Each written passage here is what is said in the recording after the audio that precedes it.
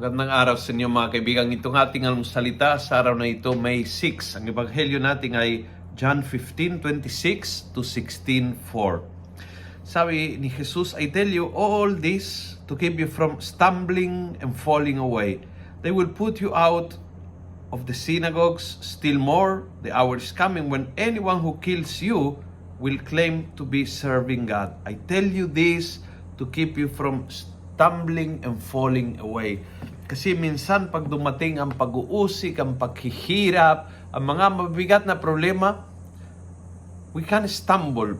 Pwede tayo madapa o pwede tayo mawala sa Panginoon kung yung focus is bakit sa akin, bakit ako pinarusahan, pinabayaan ng Diyos na mangyari ito sa akin, etc.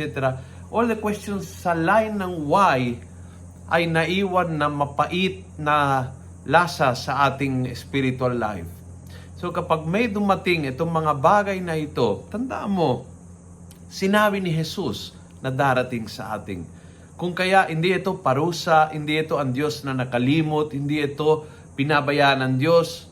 Sinabi niya nung una na darating sa ating buhay lahat ng mga bagay na ito at na siya ay kasama nating sa gitna ng paghihirap, suliranin, pag-uusik at lahat ng hindi kaayos-ayos na mangyayari sa buhay natin.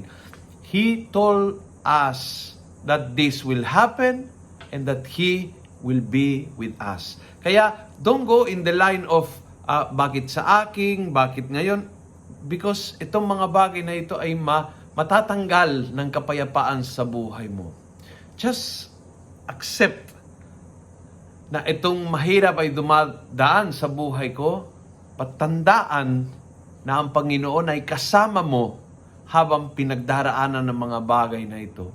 Na balang araw maaari maiintindihan, na balang araw maraming bunga makukuha mula sa mapait na karanasan na yan.